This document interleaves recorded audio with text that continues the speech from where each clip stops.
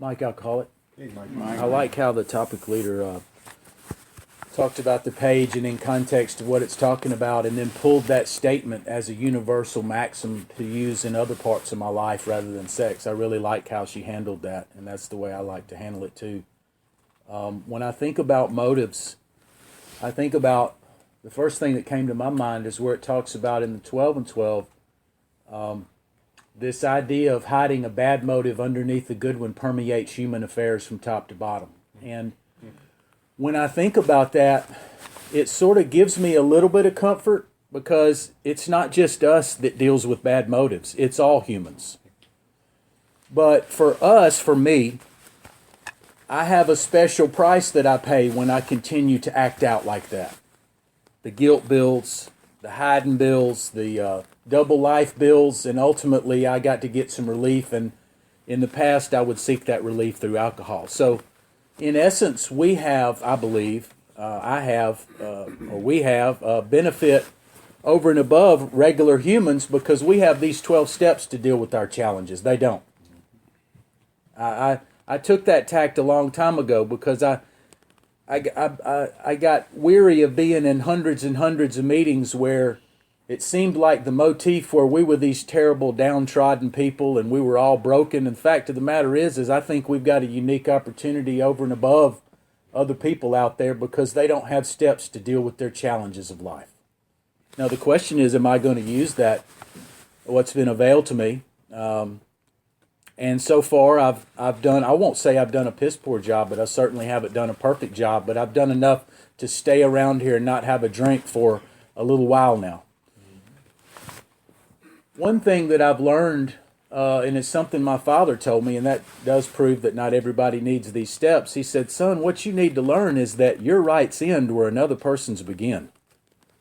And that was something that I missed. Because I thought that running roughshod over people's feelings is not what I thought I was doing, but just exercising my own will, getting upset at you when you didn't like it. I thought that was a right I had. But just like Dr. Bob in his story talks about his drinking, he said that was a privilege, not a right. And I certainly abused the privilege of walking over other people's feelings. And I certainly paid the price. What I need in this program is a simple fact that I heard a guy with 30 years in one of my first meetings a long time ago. I wrote it in my book and it's still there. I still have the first book I had. It's up on a shelf somewhere. He said, what I need is a pause between impulse and action. And I'm telling you, that's really been beneficial to me because if I have a selfish thought, that's in my head. But when I act on it, it's out there. It's a living thing. And I've either run over somebody or said something I can't take back. And I have found that just a simple pause has saved me a lot of trouble in my life.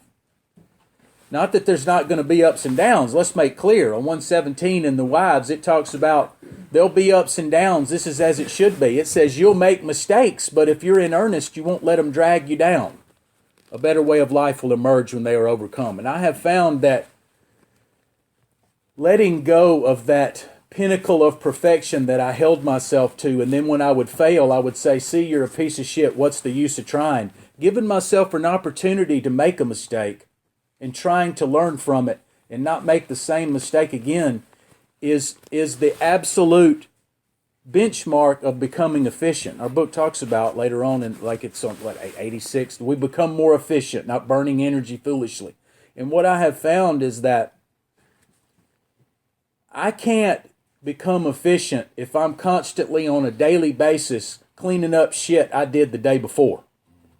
You know, we're talking about a 10th step. We're talking about see where I was wrong. Oh shit, I guess I got to run here and here and here and make up for that. Well, you know what? The ideal is to, how about let's live a day and not crush somebody and not create any wreckage of the present.